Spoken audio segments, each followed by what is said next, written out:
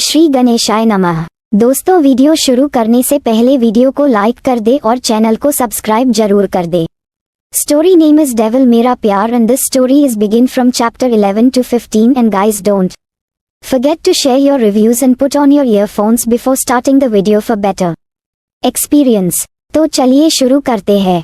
अच्छे से मार, इस लड़के को साला 8 साल की उम्र में मर्डर करता है, अगर ऐसे ही छोड़ दिया तो कल यहीं गैंगस्टर बन जाएगा और पुलिस को धमकी देगा। एक पुलिस वाले ने अपने सामने लेटे लड़के जिसके हाथ पैर रस्सी से बंधे थे उसे देखते हुए कहा।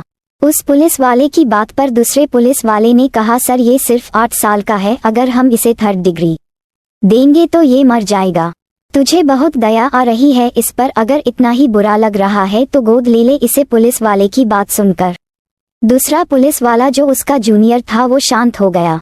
तभी उस पुलिस वाले ने दूसरे पुलिस वाले के हाथ से डंडा लिया और उस 8 साल के लड़के को बेरहमी से मारने लगा। उस लड़के के चेहरे पर दर्द दिख रहा था पर उसने अपनी आंखों से आंसू की एक बूंद भी निकलने नहीं दी। वो पुलिस वाले के 3rd डिग्री टॉर्चर को सह रहा था। उसकी आंखें दर्द में लाल हो गई थी, दांतों को उसने कस कर भींचा हुआ था। तभी एक आवाज उसके कान में गई। आवाज सुनकर बेड पर लेटा लड़का जिसकी उम्र लगभग 28 साल थी, वो पसीने से भीगा हुआ था। उसने हाथ बढ़ाकर अलार्म को बंद किया और कुछ मिनटों बाद उठकर बैठ गया और अपने दोनों हाथों से चेहरे पर आए पसीने को साफ करते हुए बालों को पीछे किया।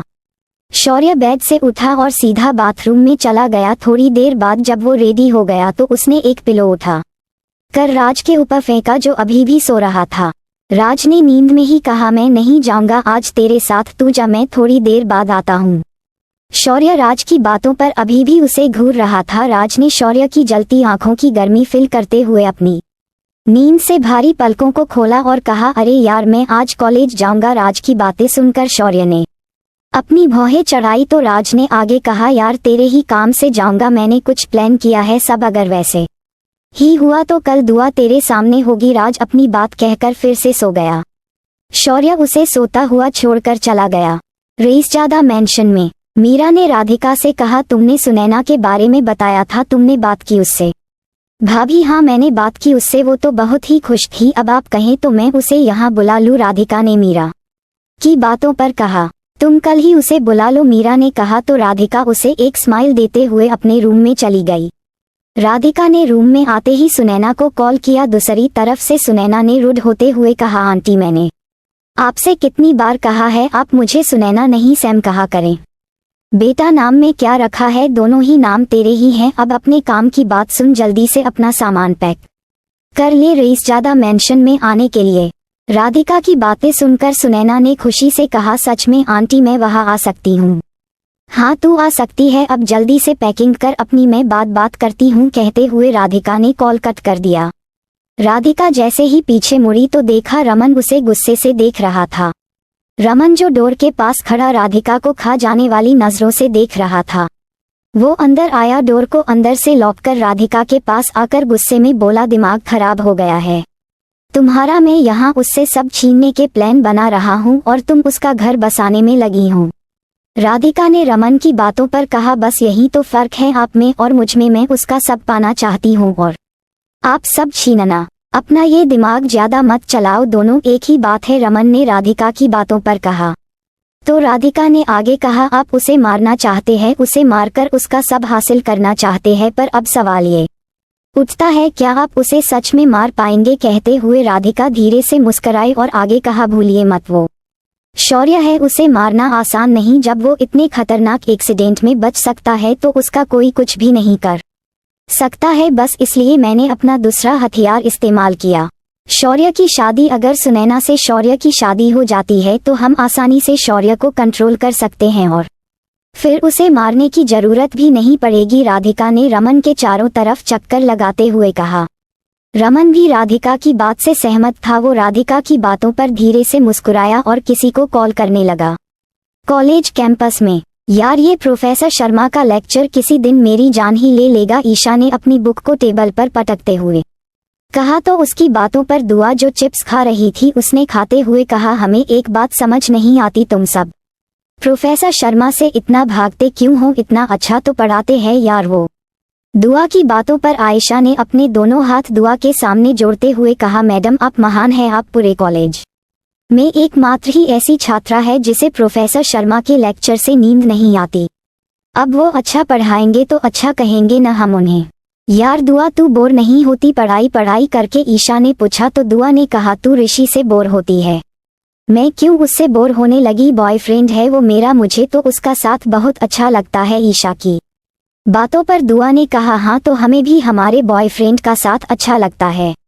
दुआ की बातें सुनकर दोनों ने चिढ़ते हुए कहा, क्या तेरा बॉयफ्रेंड कब बना, कहाँ है, कैसा दिखता है। कहते हुए ईशा और आयशा दोनों इधर उधर देखने लगी। दुआ ने बुक्स उठाए और दोनों के सामने हिलाते हुए बोली, ये है हमारा बॉयफ्रेंड। दोनों ने फिर दुआ की बातों पर उसे हैरानी से देखा। दुआ ने उनकी सवालिया नजरों का जवाब देते हुए कहा, ये बुक स्टडी हमारा बॉयफ्रेंड है तो हम कैसे बोर हो सकते हैं इनसे। हॉलीडेज में क्या करना का सोचा है तुम लोगों ने, ऋषि ने खाली पड़ी चेयर पर बैठते हुए कहा। ऋषि की बातों पर दुआ ने कहा, इंटर्नशिप करेंगे यार, और क्या। क्या तुझे अंकल इंटर्नशिप करने की परमिशन देंगे, ऋषि ने पूछा। हमारे अब्बू इतने भी खड़ूस नहीं है जितना तुम लोग सोचते हो, दुआ ने कहा और उठकर जाने लगी। तभी उसका हाथ टेबल पर रखे पानी के ग्लास पर लगा और ग्लास का सारा पानी ऋषि के कपड़ों पर गिर गया।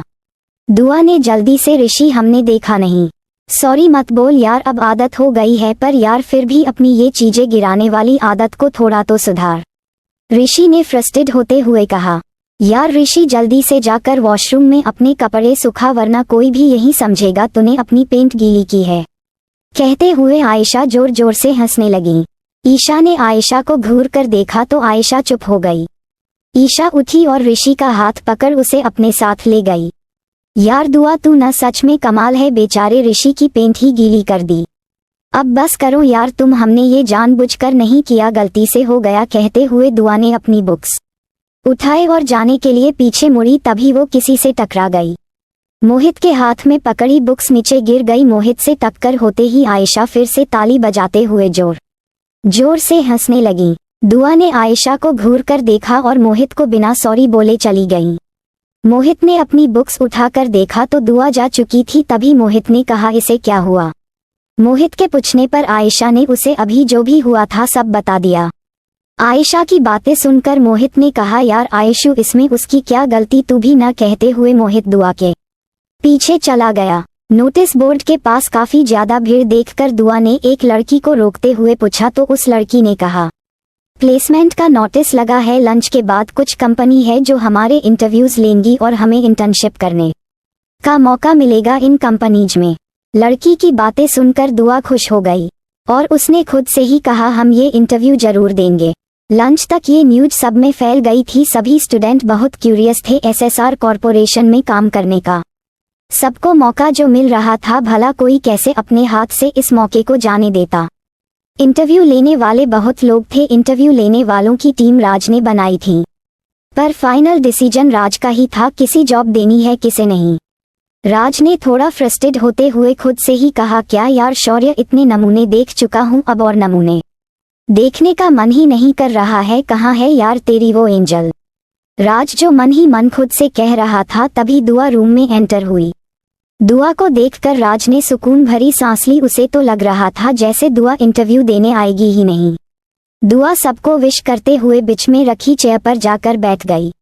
राज ने दुआ को स्माइल देते हुए मन ही मन खुद से कहा, ये सारा सेटअप तुम्हारे लिए ही तो है दुआ, तुम इंटरव्यू में फेल भी हो जाओगी ना तब भी तुम्हें ये जॉब मिलेंगी।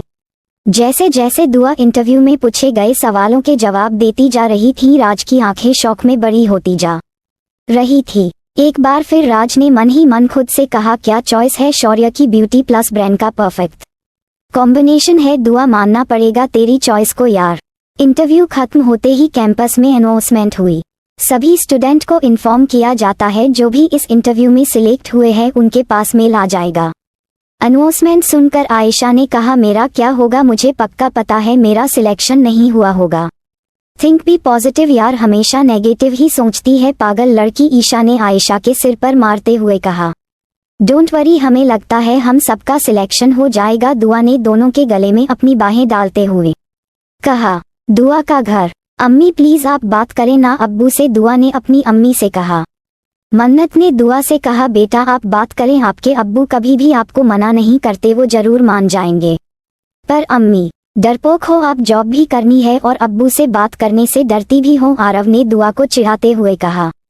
तो दुआ ने थोड़ा गुस्से से कहा, तुम तो चुप ही रहो, हम तुम्हारे बीच आते हैं तो तुम भी हमारे बीच मत आओ। हाँ हाँ नहीं आऊंगा, इतनी हिम्मत है तो अब्बू से जाकर बात करिए, आरव ने कहा और चला गया।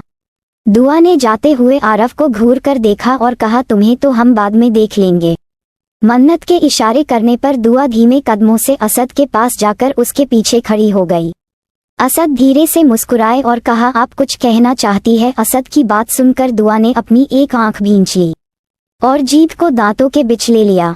फिर दुआ आगे आकर खड़ी हो गई। असद ने अपने हाथ में पकड़ी फाइल को बंद कर टेबल पर रखा और दुआ की तरफ देखते हुए कहा, यहाँ आइए, हमारे पास बैठिए। दुआ असद के बगल सोफे पर बैठ गई। असद ने प्यार से दुआ के सिर पर हाथ रख सहलाते हुए कहा, अब बताइए आपको क्या बात करनी हमसे? दुआ ने एक लंबी सांस लेकर इंटर्नशिप वाली बात असद को बताते हुए कहा, अब्बू क्या हम ये इंटर्नशिप कर सकते हैं? दुआ की बात पर असद ने कहा, जहां हम आपको देखना चाहते हैं वहां की शुरुआत यहीं से होती है। बेटा आप प्रैक्टिस करेगी तभी तो आपको एक्सपीरियंस होगा। अपने अब्बू की बात सुनकर दुआ ने असद को साइड से हग करते हुए कहा, थैंक यू सो मच अब्बू। दुआ खुश थी, उसे इंटर्नशिप करने की परमिशन जो मिल गई थी। दुआ अपने रूम में आई और बेड पर लापरवाही से लेटते हुए अपना फोन यूज करने लगी। दुआ ने उस मेल को फिर से देखा जो एसएसआर कॉरपोरेशन से आया था। अपने सिलेक्शन के मेल को देखते हुए दुआ के चेहरे पर एक सैटिस्फैक्शन था। दुआ ने अपने फोन का नेट जैसे ही ऑन किया, उसके कॉलेज ग्रुप के चैट रूम में मैसेजेस की बाढ़ आ गई।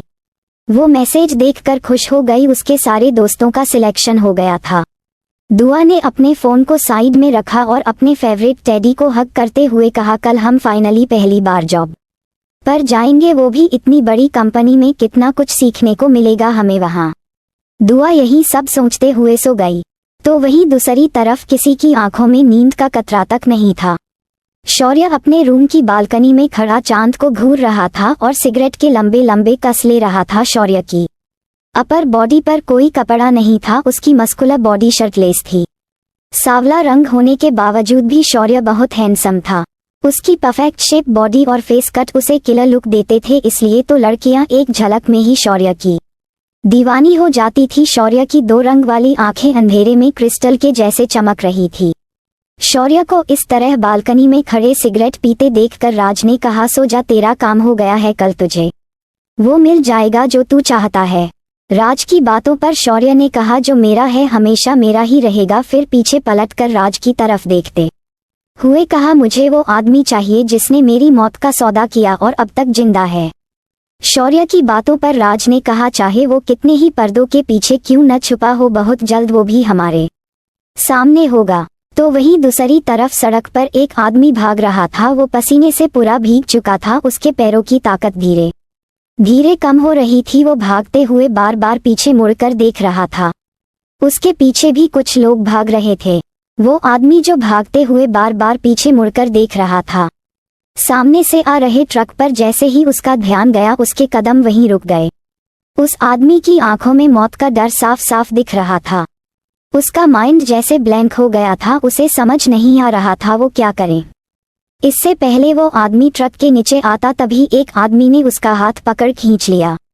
मरना चाहते हो क्या? ये क्या कर रहे थे आप? सामने से आ रहे ट्रक को देखकर भी हटे क्यों नहीं आप? आदमी की बातें सुनकर उस आदमी ने कहा जो सड़क पर भाग रहा था, मुझे बचा लो, मेरे पीछे कुछ लोग पड़े हैं जो मुझे मारना चाहते हैं, प्लीज सेव मी। आदमी की बात सुनकर उस आदमी जिसने अभी अभी उसे ट्रक से बचाया था, उसने पीछे देखा तो कुछ लोगों की परछाई उसे अपनी ओर आती दिखी।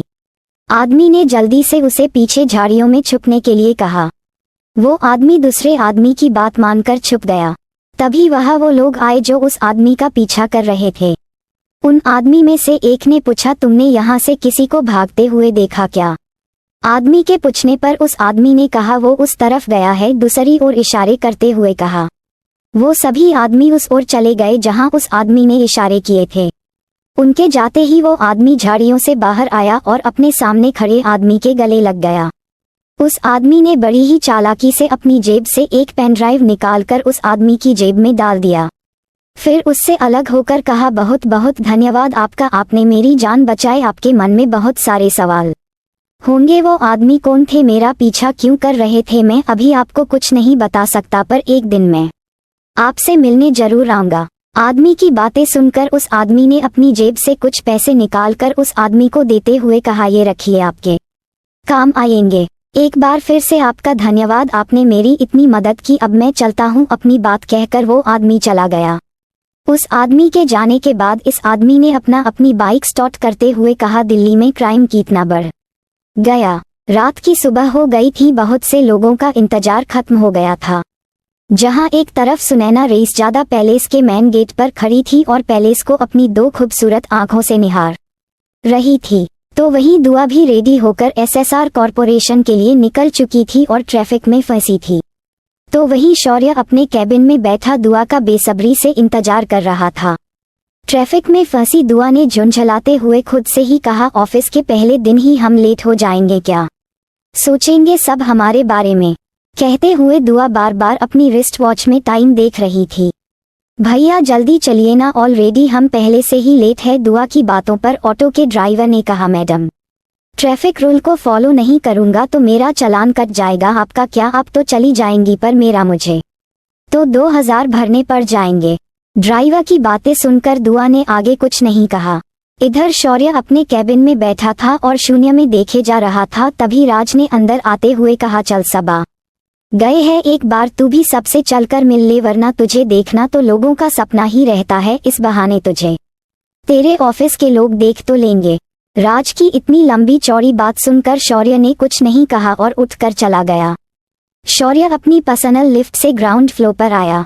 शौर्य को अपने सामने देखकर ऑफिस लोगों को ऐसा लग रहा था जैसे उनका सपना पूरा हो गया हो। सभी शौर्य को अपनी आंखें बड़ी किए देख रहे थे। शौर्य ने जब ग्राउंड फ्लोर का नजारा देखा तो दांत पिसते हुए राज से कहा, मैंने उसे लाने के लिए कहा था, तू तो पूरा कॉलेज ही यहाँ ले आया। राज ने धीरे से शौर्य के कान में कहा, अगर सिर्फ उसे लाता तो सबको शक होता। फिर सबको देखते हुए हल्की सी स्माइल करते हुए आगे कहा, अब तुझे उसके लिए इन्हें भी काम देना होगा, पर ये फ्रेशर है, इन्हें तो कोई एक्सपीरियंस्ड भी नहीं है। तूने मेरे ऑफिस को चिड़ियाघर बना दिया है। शौर्य ने फिर से दांत पिसते हुए कहा और भीड़ में उसे तलाशने लगा जिसे उसकी नजरें कब से ढूंढ रही थी। सबको देखते हुए शौर्य ने फिर से कहा, दुआ कहाँ है। शौर्य के पूछने पर राज ने भीड़ में झांकते हुए कहा, यहीं कहीं होगी, मुझे क्यों नहीं दिख रही। मुझे क्या पता यार, शायद वो नहीं आई है, राज ने कहा। तो शौर्य ने उसे घूर कर देखा और कहा, हैंडल कर इन्हें और मेरे कैबिन में आ। शौर्य अपनी बात कहकर चला गया। राज ने एक नज़र सबको देखा और अपनी असिस्टेंट रोहित से कहा, इन्हें इनके क्वालिफिकेशन के अकॉर्डिंग अलग अलग डिपार्टमेंट में भेज दो। रोहित ने ओके कहा और चला गया। भीड़ में आयशा, ईशा, ऋषि और मोहित भी खड़े थे। वो चारों ही दुआ का वेट कर रहे थे। ईशा ने खींचते हुए कहा, दुआ यार कभी तो टाइम पर आ जाया कर। ऋषि ने कहा, वो आ जाएगी, हम चलते हैं ना। मोहित ने कहा, तुम सब जाओ, मैं उसका यहीं वेट करता हूँ। रोहित ने वैसा ही किया जैसा राज ने उससे करने के लिए कहा था। सबको उसने अलग अलग डिपार्टमेंट में भेज दिया। मोहित को ना चाहते हुए भी रोहित के कहने पर जाना पड़ा। दुआ जब ऑफिस पहुंची तो ग्राउंड फ्लोर पूरा खाली था, सब अपने अपने काम में लगे थे। दुआ को समझ नहीं आ रहा था वो कहाँ जाए। तभी उसने एक लड़की को रोकते हुए उससे पूछा, एक्सक्यूज मी, क्या आप बता सकती हैं न्यू इंटर्न्स को किसी मिलना है। लड़की ने पहले तो दुआ को नीचे से ऊपर तक देखा। हल्के नीले रंग के सूट में दुआ बहुत खूबसूरत लग रही थी। चेहरे पर कोई मेकअप न होते हुए भी दुआ बहुत अट्रैक्टिव लग रही थी। उस लड़की की आंखों में दुआ की खूबसूरत चुभ सी गई थी। उसने मुंह बनाते हुए कहा, तुम न्यू इंटर्न हो? हाँ। तो फिर तो तुम्हें अब वापस चले जाना चाहिए, लड़की ने कहा। पर क्यों? दुआ ने पूछा। तुम जॉब के पहले दिन ही लेट आई हो। यहाँ के रूल्स के अकॉर्डिंग जो भी लेट होता है उसे उसी टाइम जॉब से निकाल दिया जाता है, पर हम जानबूझकर लेट नहीं हुए। वो ट्रैफिक अपने बहाने अपने पास ही रखो, यहाँ बहाने नहीं, एफर्ट्स को इम्पोर्टेंस मिलती है। दुआ समझ गई थी इस लड़की से बहस करने का कोई फायदा नहीं, पर वो ये जॉब भी आसानी से नहीं छोड़ना चाहती थी। यही सब सोचते हुए दुआ ने फिर से कहा, राज सर कहाँ मिलेंगे, आप बता सकती है? ये देखो, ऑफिस के पहले दिन ही इसे राज सर से मिलना है। हम यहाँ इतने टाइम से काम रहे हैं, हम खुद महीने में एक या दो बार ही राज सर को देख पाते हैं और इसे पहले दिन ही राज सर से मिलना है, लड़की ने दूसरे लड़की को रोकते हुए दुआ की तरफ इशारे करते हुए कहा। दुआ समझ गई थी ये लड़की उसकी इंसल्ट कर रही है। उसने थोड़ा रूडली कहा, आप बस हमें बता दे वो मिलेंगे कहा। आरती तुम बता क्यों नहीं देती इसे, राज सर कहाँ मिलेंगे। आरती ने कहा, चलो तुम्हें बता ही देती हूँ राज सर कहाँ मिलेंगे, वो दूसरी वाली लिफ्ट दिख रही है तुम्हें, उससे तुम सीधा टॉप फ्लोर पर जाओ, राज सर तुम्हें अपने कैबिन में मिलेंगे। दुआ आरती की बात सुनकर चली गई। दुआ के जाते ही उस लड़की ने आरती से कहा, ये तुमने क्या किया, वो लिफ्ट तो सिर्फ शौर्य और राज सर ही यूज करते हैं, किसी को परमिशन नहीं है उनकी प्राइवेट लिफ्ट को इस्तेमाल करने की। पूजा अब देखो क्या होता है, थोड़ी देर में ये लड़की हमें ऑफिस के बाहर पड़ी मिलेगी, राज सर से बिना अपॉइंटमेंट के कोई मिल भी नहीं सकता और ये सीधा उनके कैबिन में जा रही है। टॉप फ्लोर पर तो शौर्य सर का भी कैबिन है, अगर ये गलती से उनके कैबिन में चली गई तो पूजा ने आरती से कहा, फिर तो इसके साथ और भी ज्यादा बुरा होगा। शौर्य सर का गुस्सा हम सबने देखा है, डेविल है वो, ना जाने क्या ही करेंगे इसके साथ। कहते हुए वो दोनों पूजा और आरती हंसने लगीं। लिफ्ट टॉप फ्लोर पर जाकर खुली, फ्लोर पर पूरा सन्नाटा छाया हुआ था, वहां कोई भी नहीं था। दुआ को समझ नहीं आ रहा था कि कहाँ जाना है। वो धीमे कदमों से चल रही थी, उसका दुपट्टा फ्लोर को छू रहा था। तभी उसे कुछ आवाजें सुनाई दी। दुआ पीछे मुड़ी तो उसका पैर दुपट्टे में फंस गया, वो खुद को संभाल नहीं पाई और गिरने लगी। दुआ ने गिरने से बचने के लिए डोर के हैंडल को पकड़ना चाहा, पर तभी किसी ने डोर को अंदर से ओपन किया और दुआ उस शख्स के ऊपर जा गिरी। दुआ के उसके ऊपर गिरने से वो शख्स खुद को संभाल नहीं पाया और दुआ के साथ ही नीचे गिर गया। उसके हाथ दुआ की कमर पर थे। दुआ ने डर से अपनी आंखें भींच ली थी। दुआ ने उस आदमी के शर्ट को कॉलर को कसकर अपनी मुट्ठी में पकड़ा हुआ था। पर क्यों सर, तुम यहाँ काम करोगी इस फ्लोर पर, कहते हुए राज ने आगे कहा। एक्चुअली शौर्य के सेक्रेटरी ने लिव ली है कुछ दिनों की, जब तक वो वापस नहीं आ जाता तुम्हें शौर्य की सेक्रेटरी बनना होगा। राज की बातों पर दुआ ने कहा, पर सर हम कैसे। दुआ, हमारे पास कोई और ऑप्शन नहीं है, मैंने देखा है तुमने कितने अच्छे से इंटरव्यू में पूछे गए सवालों के जवाब दिए थे। राज की बात सुनकर दुआ के चेहरे पर परेशानी के भाव साफ झलक रहे थे। राज दुआ के एक्सप्रेशन को नोटिस करते हुए आगे बोला, देखो दुआ, तुम्हारे अलावा हमारे पास कोई और ऑप्शन नहीं है। कुछ ही दिनों की बात है, जब शौर्य का सेक्रेटरी वापस आ जाएगा तब तुम अपनी इंटर्नशिप कंटिन्यू कर लेना, तब तक के लिए ये जॉब कर लो। दुआ ने सोचते हुए खुद से ही कहा, शौर्य सर के साथ काम करना थोड़ा स्केरी है, पर उनके साथ काम करके एक्सपीरियंस्ड भी तो मिलेगा। हाँ हम रेडी है, हम करेंगे इस जॉब को, दुआ ने कहा। तो राज ने सुकून की सांस ली और शौर्य को देखा जो अभी भी फोन पर बात कर रहा था। मैं तुम्हें काम समझा देता हूँ, तुम्हें करना क्या है, राज ने कहा और दुआ को बेसिक चीजें समझाने लगा। शौर्य जो काफी देर से फोन पर बात कर रहा था, उसने कहा, माँ मैं वहाँ नहीं आना चाहता, आप क्यों मुझे बार बार पैलेस आने के लिए कहती है। कॉल के दूसरी साइड से मीरा ने कहा, शौर्य बेटा थोड़ी देर के लिए आना है तुझे, तुझे रहने के लिए नहीं कह रही हूँ मैं। पर माँ आप यहाँ क्यों नहीं आ जाती, हम यहाँ भी तो रह सकते हैं। शौर्य को जिद करते देख मीरा ने थोड़ा गुस्से से कहा, शौर्य मैं अब एक नहीं सुनूंगी तेरी, तू आ रहा है यहाँ अपनी बात कहकर मीरा ने बिना शौर्य की बात सुने कॉल कट कर दिया। शौर्य जब कॉल करके वापस अपने कैबिन में आया तो दुआ और राज दोनों बातें कर रहे थे। शौर्य ने राज को घूर कर देखा, जैसे ही राज को फील हुआ शौर्य उसे घूर रहा है, राज बहाना बनाकर चला गया। अब शौर्य और दुआ दोनों ही उस कैबिन में अकेले थे। शौर्य नहीं चाहता था कि दुआ उससे डरे, वो खुद को शांत कर पॉलिटली टोन के कहता है, बी कंफर्टेबल, तुम्हें कुछ दिन में समझ आ जाएगा तुम्हें काम कैसे करना है। शौर्य ने कहा तो दुआ ने उसे एक छोटी सी स्माइल करते हुए देखा। शौर्य तो बस दुआ को अपने साथ रखना चाहता था, इसलिए उसने दुआ को अपनी पर्सनल सेक्रेटरी की जॉब दी थी। वो उससे कोई काम नहीं करवाना चाहता था। शौर्य ने अपना कोट पहनते हुए कहा, मैं 1 घंटे में वापस आऊंगा, तब तक तुम इस फाइल को सिस्टम में कॉपी करो। शौर्य की बातों पर दुआ ने ओके कहा। ग्राउंड फ्लोर पर अभी भी वो दोनों लड़कियां वहीं खड़ी थी और दुआ को ऑफिस से धक्के मारते हुए निकालने के नजारे के बारे में सोच सोच कर खुश हो रही थी। तभी आरती ने पूजा से कहा, उसे गए हुए तो काफी टाइम हो गया है। हाँ यार बात तू सही कह रही है, उसे अभी तक निकाला क्यों नहीं किसी ने, पूजा ने आरती की हाँ में हाँ मिलाते हुए कहा, रईसजादा पैलेस में एक बिगेस्ट रूम में एक लड़की बड़े से किंग साइज बेड पर अपने दोनों पर लटकाए बेड पर लेटी थी। उसकी नजरें छत की सीलिंग की तरफ थी। सीलिंग पर एक यूनिक डिजाइन के पैटर्न बने हुए थे। वो अपनी नजरों से पूरे रूम को एक्सप्लोर कर रही थी। वॉल पर व्हाइट पेंट था और उस पर ग्रे कॉलर के पैटर्न बने हुए थे। वो रूम बहुत बड़ा था। उस रूम को एंटीक चीजों से सजाया गया था। बेड के पीछे वाली वॉल पर एक लड़के की बड़ी सी फोटो लगी थी। उस फोटो में लड़का अपनी आंखों पर से ब्लैक शेड्स हटा रहा था। वो एक सुपरस्टार जैसा लग रहा था। उस लड़की ने लड़के की फोटो को देखकर उस पर हाथ फेरते हुए कहा, शौर्य, कितने साल हो गए तुम्हें देखे हुए, आज फाइनली मैं तुम्हें करीब से देखूंगी। सुनैना शौर्य को प्यार भरी नजरों से देखते हुए कहा। सुनैना इस वक्त जिस रूम में थी वो शौर्य का रूम था। सुनैना ने शौर्य के होठों पर अपने होठ रख उसे चूमते हुए कहा, बस एक बार तुम शादी के लिए हाँ कर दो। मैं तुम्हें इतना प्यार दूंगी तुम सब भूल जाओगे। मैंने तुम्हें बचपन से प्यार किया है शौर्य, और अब तुम्हारी जो जगह मेरे दिल में है उसे कोई नहीं ले सकता। जहां एक तरफ सुनैना अपना लव कन्फेस कर रही थी तो वहीं दुआ शौर्य के दिए काम को कर रही थी। काम करते हुए दुआ को अपना गला सूखता फील हुआ। उसने सामने रखे पानी के ग्लास को हाथ बढ़ाकर उठाना चाहा तो वो ग्लास उसके हाथ में आने की जगह टेबल पर ही गिर गया।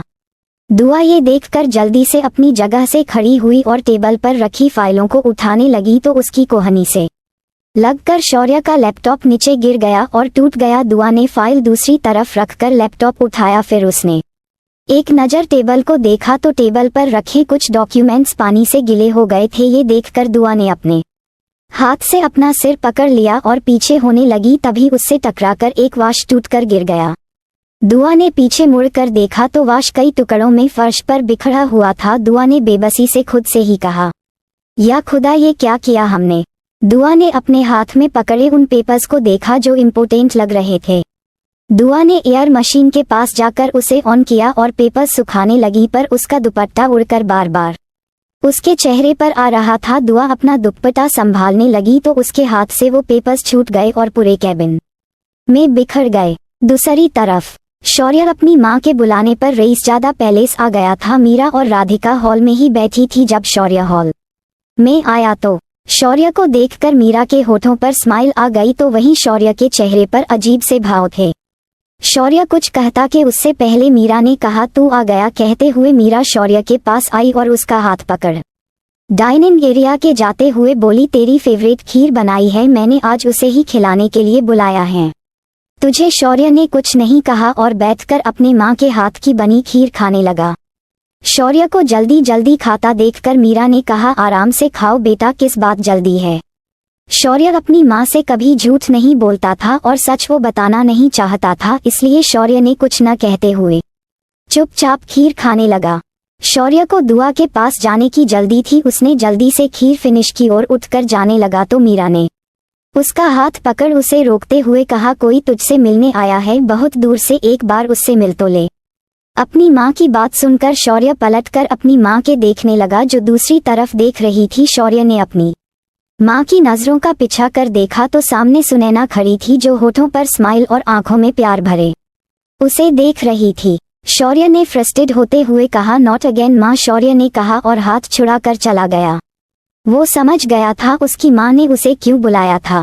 मीरा खाली आंखों से शौर्य को जाते हुए देखती रह गई थी। सुनैना को भी शौर्य का उसे यूं इग्नोर करना अच्छा नहीं लगा। इधर शौर्य वापस अपने ऑफिस पहुंच गया था। वो अपनी पर्सनल लिफ्ट से टॉप फ्लोर पर गया और जैसे ही उसने अपने कैबिन का डोर ओपन किया उसकी आंखें खुली की खुली रह गई। दुआ ने एक नज़र पूरे कैबिन को देखा जो तहस नहस हो चुका था। दुआ ने कैबिन की हालत देखकर कहा, चल दुआ, जल्दी कुछ कर। शौर्य सर ने अगर अपने कैबिन की ऐसी हालत देख ली तो तुझे वो एक गैर जिम्मेदार लड़की ही समझेंगे और पहले दिन ही जॉब से भी निकाल देंगे। खुद से कहते हुए दुआ ने अपने दुपट्टे को कमर से बांधा और सभी फ्लो पर बिखरे पेपर्स को उठाने लगी। दुआ ने सभी पेपर्स को इकट्ठा कर फाइल में अरेंज कर रख दिया और टेबल पर गिरे पानी को साफ किया। पूरे कैबिन को दुआ ने बिल्कुल पहले जैसा कर दिया था। तभी उसकी नज़र टूटे हुए लैपटॉप पर गई तो दुआ ने रोनी सी शक्ल बनाकर कहा, अब इसे कैसे ठीक करेगी दुआ, तेरी जॉब तो पक्का गई, आज ऑफिस के पहले दिन ही तेरी छुट्टी हो जाएगी। दुआ जो फ्रस्ट्रेशन में इधर उधर देख रही थी, तभी उसकी नज़र वॉल पर बनी पेंटिंग पर जाकर रुक गई। दुआ ने उस पेंटिंग को देखते हुए कहा, कितनी खूबसूरत पेंटिंग है ये। तभी दुआ को उस पेंटिंग में कुछ और भी दिखा। दुआ ने ध्यान से देखा तो वो पीछे मुड़ी। उसने देखा पीछे वाले वॉल से अटैच सेल्फ के ऊपर वाले रॉ में एक पेपर लटका झूल रहा था। ये कैसे छूट गया, कहते हुए दुआ सेल्फ के पास गई और हाथ बढ़ाकर पेपर निकालने की कोशिश करने लगी। 5-2 इंच की दुआ से वो पेपर कहाँ निकलने वाला था। वो पेपर जहाँ फंसा था वो करीब दुआ की हाइट से 1.5 फुट ऊपर था। दुआ ने आसपास देखा तो एक छोटा स्टूल दिखा जिस पर वाश रखा था, जो दुआ से टूट गया था। दुआ ने स्टूल उठाया और उसे सेल्फ के पास ले आई। उस पर चढ़कर दुआ ने हाथ बढ़ाते हुए उस पेपर को निकालने लगी। वो स्टूल बार बार दुआ के उचकने से हिल डुल रहा था।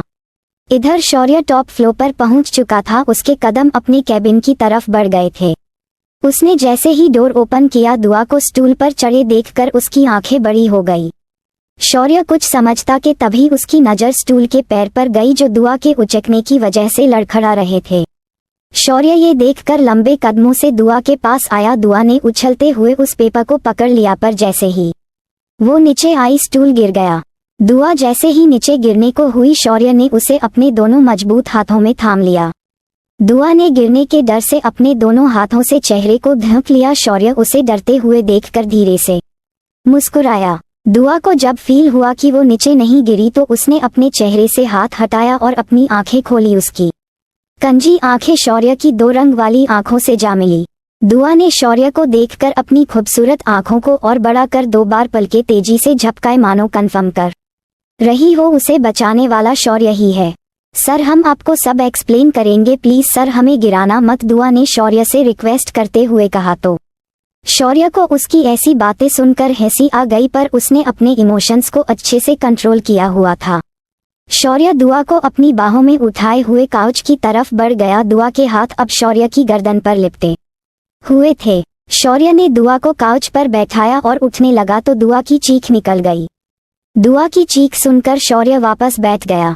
क्या हुआ, तुम चीखी क्यों, शौर्य ने पूछा। तो दुआ ने दर्द में कहा, सर हमारे बाल शायद आपकी शर्ट के बटन में उलझ गए हैं। दुआ के कहने पर शौर्य ने देखा तो सच में दुआ के बाल शौर्य की शर्ट की बटन में उलझे हुए थे। शौर्य ने कहा, तुम हिलो मत, मैं इसे निकालता हूँ। शौर्य के कहने पर दुआ एकदम शांत बैठ गई। शौर्य दुआ के बालों को शर्ट के बटन से निकालने लगा, पर बाल ऐसे उलझे थे कि वो उससे निकल ही नहीं रहे थे। दुआ का सिर शौर्य के सीने से लगा था। दुआ शौर्य के इतने करीब थी कि वो शौर्य की धड़कन भी सुन सकती थी, पर दुआ का अभी सारा ध्यान अपने उलझे हुए बालों पर था। दुआ ने थोड़ा उदासी से कहा, सर प्लीज जल्दी करिए ना। शौर्य ने कहा, ये हो नहीं रहा है, हम करते हैं, कहते हुए दुआ ने अपने हाथ बढ़ा दिए। दुआ ने अंदाजे से ही अपने हाथ बढ़ाए थे, इसलिए उसकी उंगलियों ने बालों की जगह शौर्य की उंगलियों को पकड़ लिया। सॉरी सर, हम देख नहीं पा रहे हैं, दुआ ने जल्दी से कहा। तो शौर्य ने कहा, इट्स ओके। दुआ को तो कुछ फील नहीं हुआ, पर जब शौर्य की उंगलियों को दुआ की उंगलियों ने छुआ तो उसे एक अलग ही एहसास हुआ और उसने अपनी आंखें कुछ सेकंड के लिए बंद कर ली। शौर्य पहली बार किसी लड़की के इतने करीब था जिसे वो पसंद करता था। उसे ये फीलिंग समझ नहीं आ रही थी, पर उसे ये सब अच्छा लग रहा था। दुआ का उसके इतने करीब होना उसे सुकून दे रहा था। दुआ ने अब तक कई बार उसकी उंगलियों को छू लिया था और हर बार ही वो छूने के साथ सॉरी बोल रही थी। शौर्य ने दुआ का हाथ पकड़ा और उसे बटन में उलझे बालों तक ले आया। शौर्य ने फील किया दुआ की स्किन बहुत ही सॉफ्ट है। दुआ अपने बालों को निकालने में लग गई थी, पर उसके बाल निकल ही नहीं रहे थे। दुआ ने फ्रस्ट्रेट होते हुए कहा, सर हमसे नहीं हो रहा है, हमारे हाथों में दर्द होने लगा है। दुआ की बातें सुनते ही शौर्य ने कुछ सोचते हुए अपनी शर्ट के बटन खोलने लगा। बटन खुलते ही दुआ के बाल भी निकल गए। दुआ ने एक लंबी सांस ली और अपनी गर्दन को एक हाथ से सहलाते हुए शौर्य की तरफ देखा। शौर्य की शर्ट के ऊपर के 3 बटन खुले थे, उसकी मस्कुलर चेस्ट दिख रही थी। दुआ ने जल्दी से अपनी नजरें फेर ली और कहा, सर प्लीज आप अपने शर्ट के बटन क्लोज करिए। दुआ को आंखें चुराते देख और उसकी बातें सुनकर शौर्य ने अपनी शर्ट के बटन क्लोज किए। दुआ उठकर जाने लगी तो शौर्य ने उसका हाथ पकड़ उसे रोकते हुए कहा, तुम कर क्या रही थी? शौर्य के सवालों पर दुआ ने अपनी आंखें भींची और खुद से ही कहा, अब क्या कहेगी दुआ, तू इनसे सोच। दुआ जल्दी कुछ सोच। दुआ अभी खुद से कह ही रही थी कि तभी कैबिन का डोर ओपन होने की आवाज दोनों को सुनाई दी। शौर्य ने जल्दी से दुआ का हाथ छोड़ दिया। दोनों ने डोर की तरफ देखा तो सामने राज खड़ा था। राज ने अंदर आते हुए कहा, लास्ट वीक जो कॉन्ट्रैक्ट हमें मिला था उसकी फाइल क्या तेरे पास है? हाँ, सेल्फ की 3rd रो में है, शौर्य ने कहा तो राज और शौर्य दोनों ही उस टॉपिक पर बात करने लगे। दुआ ने दोनों को देखकर कहा, यही अच्छा मौका है दुआ, भाग वरना क्या कहेगी तू, इनसे कैसे टूटा इनका लैपटॉप। खुद से कहते हुए दुआ ने अपने कदम बाहर की तरफ बढ़ाए तो शौर्य ने उसे रोकते हुए कहा, तुम कहाँ जा रही हो? सर लंच टाइम हो गया है, हम लंच करने जा रहे थे, दुआ ने घड़ी की तरफ इशारे करते हुए कहा। शौर्य उसे रोकना चाहता था, उसने कुछ बोलने के लिए मुंह खोला ही था कि तभी राज ने उसका हाथ पकड़ उसे रोक लिया और दुआ से कहा, तुम जाओ। दुआ इतनी तेजी से वहां निकली जैसे उसके पीछे भूत पड़े हों। दुआ के जाने के बाद राज ने कहा, उसे थोड़ा स्पेस दे, अगर तू हर समय उसे अपने साथ रखेगा तो वो तेरे करीब आने की जगह तुझसे दूर हो जाएगी। राज की बातों पर शौर्य ने कुछ नहीं कहा और अपनी चेयर पर जाकर बैठ गया। उसने जैसे ही अपना लैपटॉप ऑन किया तो उसका लैपटॉप ऑन नहीं हुआ। लैपटॉप की स्क्रीन पर स्क्रैच देखकर शौर्य ने कहा, ये टूटा कैसे? तभी उसे लैपटॉप के नीचे उसे व्हाइट पेपर दिखा जिसका सिर्फ एक कोना ही दिख रहा था। शौर्य ने उसे निकाला और उसे खोलकर पढ़ने लगा। वो दुआ का लिखा हुआ लेटर था जिसमें दुआ से जो भी चीजें उससे टूटी या खराब हुई थीं उसके बारे में लिख दिया था। शौर्य ने पेपर फोल्ड करते हुए कहा, इसलिए उसे जाने की इतनी जल्दी थी? राज शौर्य के सामने बैठा था। उसने शौर्य के बदलते एक्सप्रेशन को देखकर कहा, क्या हुआ? शौर्य ने कुछ नहीं कहा और अपने पॉकेट से अपना फोन निकालकर उसमें अपने कैबिन की सीसीटीवी फुटेज देखने लगा। उसने सीसीटीवी फुटेज वहां से देखना शुरू किया जब वो ऑफिस से निकला था। फुटेज देखते हुए शौर्य स्माइल करने लगा। राज ने भौहें सिकुड़कर शौर्य को देखा और कहा, ऐसा क्या देख लिया इसने जो ये इतना मुस्कुरा रहा है? कहते हुए राज उठा और शौर्य के पीछे जाकर खड़ा हो गया।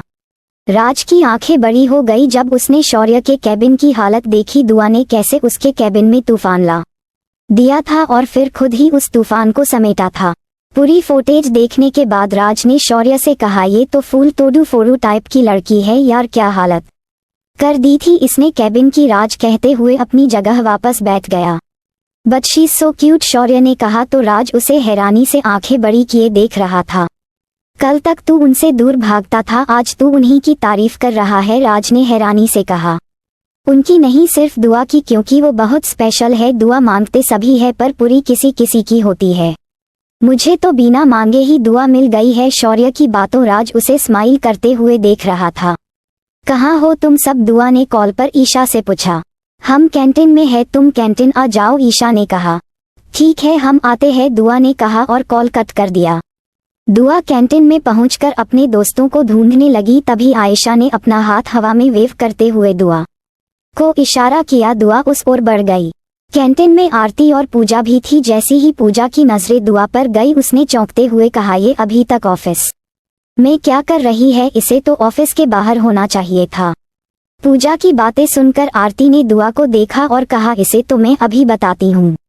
दुआ अपने दोस्तों को देखते हुए आ रही थी। जैसे ही वो पूजा और आरती की टेबल के पास से निकलने को हुई, आरती ने अपना एक पैर आगे कर दिया दुआ को गिराने के लिए।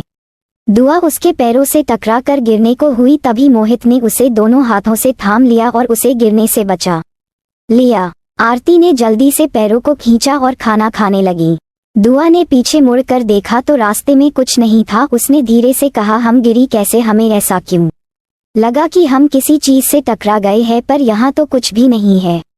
तू ठीक है? मोहित ने क्यूरियस होते हुए पूछा। हाँ हम ठीक है। वो सभी एक साथ बैठे बातें करने लगे। सबके होश उड़ गए थे जब दुआ ने उन्हें बताया कि वो शौर्य की सेक्रेटरी है। उनके पीछे बैठी आरती और पूजा ने भी उनकी बातें सुनी थी। चम्मच जिसे वो अपने मुंह तक ले आई थी वो वहीं रुक गया था जब उन्होंने दुआ के शौर्य की सेक्रेटरी होने की बात सुनी। ईशा ने हैरानी से कहा, क्या तू सच कह रही है? हम झूठ क्यों बोलेंगे तुमसे? दुआ ने कहा।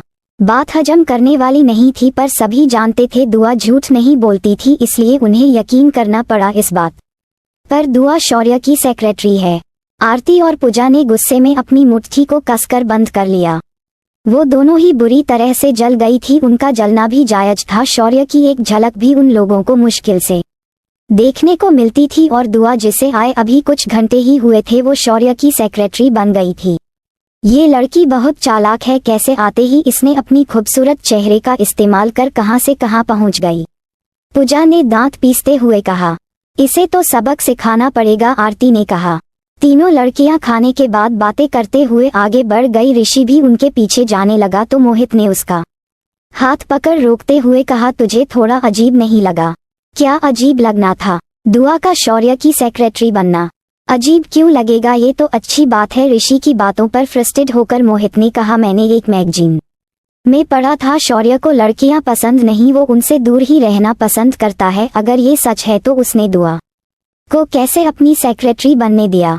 ओ अब समझा, तुझे जलन हो रही है। जब इतना सोचता है उसके बारे में तो उसे प्रपोज क्यों नहीं करता? ऋषि अपनी बात कहकर आगे बढ़ गया पर मोहित वहीं खड़ा सोचता रहा।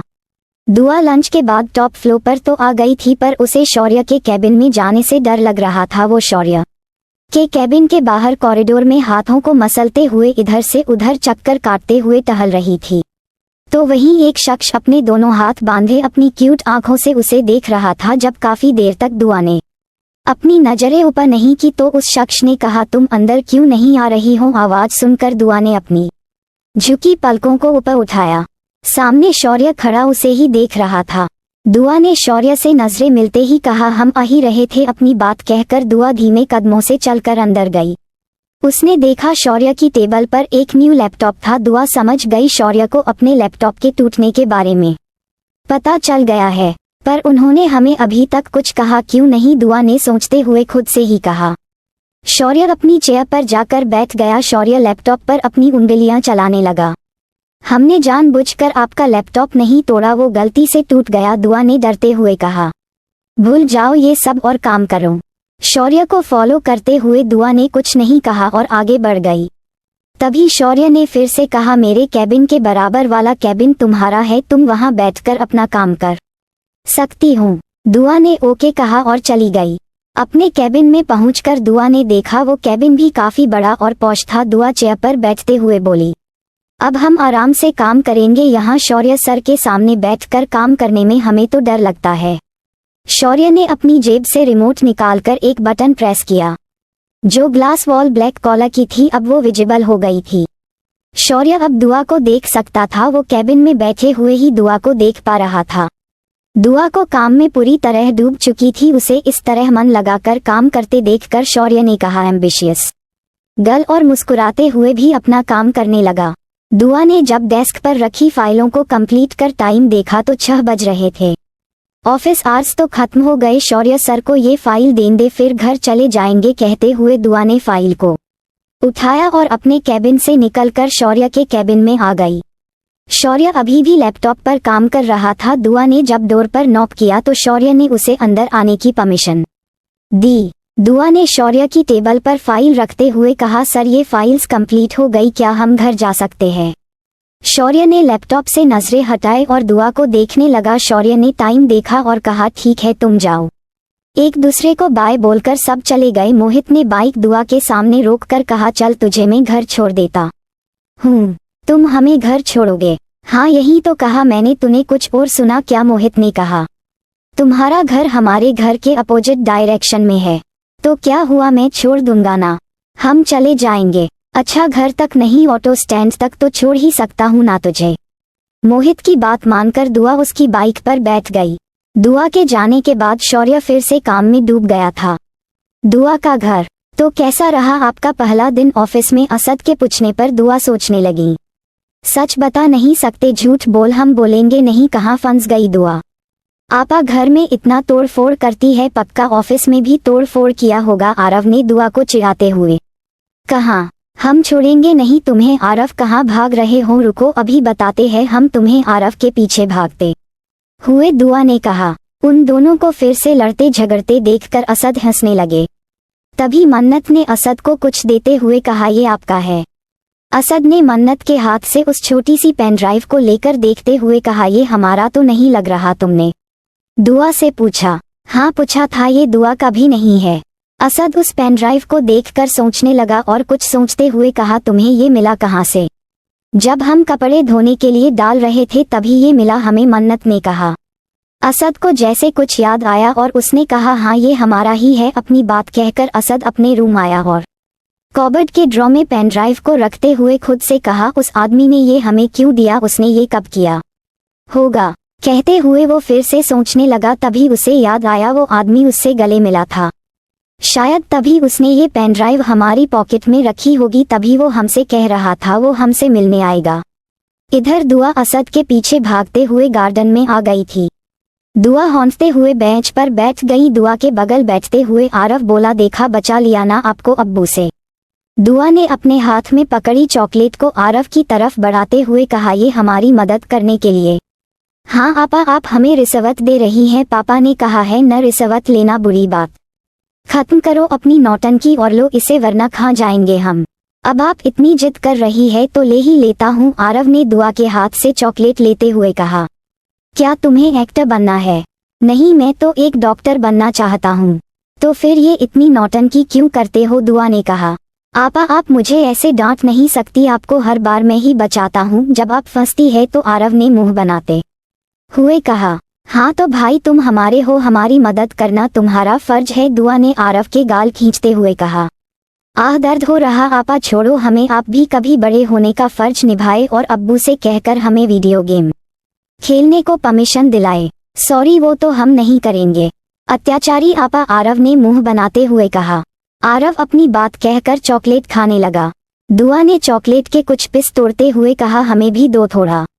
बच्चों पर अत्याचार भी करती है और उनकी चीजें छीन कर भी खाती है। आरव ने ये धीरे से कहा था पर दुआ ने उसे बुड़बुड़ाते हुए सुन लिया। कुछ कहा तुमने? दुआ ने पूछा। नहीं, मैं तो बस ये कह रहा था, आप और लेंगी? नहीं तुम खाओ, दुआ ने कहा और दोनों बेंच पर बैठे चॉकलेट खाने लगे। इस बात से अनजान की दो आंखें उन दोनों को काफी देर से देख रही है। दोनों भाई बहन अपनी मस्ती में लगे थे। शौर्य अपनी कार में बैठा उन दोनों भाई बहन को मस्ती करते हुए देख रहा था। शौर्य के होठों पर छोटी सी मुस्कान थी, उसकी आंखें दुआ के चेहरे पर ही थी। उसे इतना खुश देखकर शौर्य को एक सुकून मिल रहा था। रात के 10 बज रहे थे और दोनों भाई बहन गार्डन में बैठे चॉकलेट खा रहे थे। आरव ने तेज हवा को फील करते हुए कहा, लगता है आपा बारिश होने वाली है। अगर आज बारिश आई ना आरव तो कल हम 2 चॉकलेट लाकर देंगे तुम्हें। दुआ ने ये कहा ही था कि तभी एक बूंद उसके गाल पर आकर गिरी। दुआ ने अपनी आंखें बंद की और मुस्कुराने लगी। शौर्य कार में बैठा दुआ की हर हरकत को देख रहा था। आरव ने उठते हुए कहा, चलो आपा बारिश आ गई। दुआ ने कहा, तुम्हें पता है ना हमें बारिश कितनी पसंद है। हम नहीं आ रहे, तुम जाओ। हम जा रहे हैं और अम्मी से जाकर आपकी शिकायत करेंगे। आरव अपनी बात बोलकर अंदर चला गया। दुआ बेंच से उठी और दोनों हाथ फैलाते हुए बारिश में भीगने लगी। दुआ ने बेबी पिंक कॉलर का सूट पहना था। बारिश में भीगने की वजह से दुआ के कपड़े उसकी स्किन से चिपक गए थे, जिसके वजह से उसका परफेक्ट फिगर शो रहा था। उसके लंबे बाल भी उसकी स्किन और बदन से चिपके हुए थे। बारिश की ठंडी बूंदों ने दुआ की गोरी रंगत को हल्का गुलाबी कर दिया था। शौर्य बिना पलके झपकाए दुआ को देख रहा था। उसका जी चाह रहा था वो अभी दुआ के पास जाए और उसे हग कर ले। शौर्य का अपनी फीलिंग्स पर अच्छा कंट्रोल था, पर आज उसके चेहरे को देखकर ऐसा लग रहा था जैसे वो अंदर ही अंदर खुद से लग रहा हूँ। शौर्य ने अपना हाथ जोर से स्टीयरिंग पर मारा और अपनी लाल हो गई आंखों से दुआ को देखने लगा।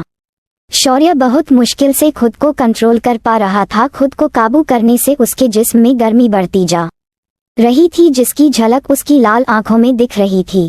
शौर्य ने स्टीयरिंग पर हाथ रख उसे जोर से पकड़ लिया। उसकी आंखें कंटिन्यूअसली दुआ पर ही थी। दुआ जिसे अंदाजा भी नहीं था उसकी हर हरकत किसी की बेचैनियों को बढ़ा रही है। वो मस्त बेफिक्र भीग रही थी। बारिश की बूंदें जब उसके चेहरे से होकर उसके होठों पर ठहरती तो शौर्य को उन्हें देखकर अपने होठों पर जलन महसूस होती। तभी एक आवाज ने दोनों का ध्यान अपनी ओर खींचा। दुआ की माँ आवाज दुआ को देते हुए लॉन में आई। दुआ ने अपनी अम्मी को देखा और दोनों हाथों से अपने कान पकड़ते हुए क्यूट सा फेस बनाकर सॉरी कहा। दुआ के ऐसे एक्सप्रेशन देखकर शौर्य एक बार फिर मुस्कुरा दिया। दुआ अंदर चली गई। जैसे ही मन्नत अंदर जाने के लिए मुड़ी तो उसकी तिरछी नजरें उस ब्लैक कार पर गई जो उनके घर से कुछ दूरी पर खड़ी थी। कार की विंडो का ब्लैक ग्लास होने की वजह से मन्नत को कार में बैठा शख्स नहीं दिखा, पर शौर्य ने मन्नत को अपनी कार की तरफ देखते हुए देख लिया। शौर्य ने बिना एक सेकंड की देरी किए कार स्टार्ट कर चला गया। मन्नत ने उस ब्लैक कार को जाते हुए देखकर कहा, किसकी कार थी, वो कौन था उस कार में, और ये हमारे घर के बाहर क्यों थी? मन्नत अपने मन में सारे सवाल लिए अंदर चली गई। शौर्य कार ड्राइव कर काफी दूर आ गया था, पर अभी भी दुआ का चेहरा उसकी आंखों के सामने से हट नहीं रहा था। शौर्य ने एकदम से ब्रेक लगाया तो कार की फ्रिक्शन की आवाज बारिश की आवाज में घुल गई। ब्रेक लगाते ही शौर्य ने अपनी आंखें बंद कर ली थी। सड़क पूरी सुनसान थी, सड़क के दोनों तरफ जंगल था और तेज बारिश की आवाज शौर्य के कानों में जा रही थी। शौर्य ने अपनी आंखें खोली और सामने देखा, उसके जिस्म की गर्मी जो फिर से बढ़ गई थी वो कार से बाहर आया और कार की बोनट से टिककर खड़ा हो गया। हमें बारिश बहुत पसंद है, ये आवाज शौर्य के कानों में गूंज रही थी। शौर्य ने अपने हाथ फैलाए और बारिश में भीगने लगा। उसकी आंखें बंद थी, चेहरा ऊपर की ओर था, वो बंद आंखों से दुआ के होने के एहसास को फील कर रहा था। शौर्य ने अपनी आंखें खोली और सामने देखा, जहां दुआ सड़क के बीचों बीच दोनों हाथ फैलाए भीग रही थी। शौर्य के कदम उसकी ओर बढ़ गए। शौर्य दुआ के पास जाकर उसे देखने लगा, तभी दुआ ने शौर्य को देखा और अपनी भौहें उचकाकर सवाल किया। शौर्य ने अपना एक हाथ दुआ की गर्दन में डाला और उसे अपने करीब कर लिया। शौर्य की नजरें दुआ के होठों पर थी, जो बारिश में भीगने से हल्के गुलाबी हो गए थे और कांप रहे थे। बारिश की बूंदें जो उसके होठों पर ठहरी हुई थी, वो उनसे अपनी प्यास बुझाना चाहता था। अभी कहानी जारी रहेगी। So don't forget to share your review and comment your best part of an story. और अगर आपने अभी तक हमारे चैनल को सब्सक्राइब नहीं किया तो कृपया इसे सब्सक्राइब करें और बेल आइकन पर क्लिक करें ताकि आप हमारी नई कहानी पहले पा सके। And if you like my story so comments your feelings with heart emoji. तो मिलते हैं नेक्स्ट वीडियो, तब तक के लिए राधे राधे।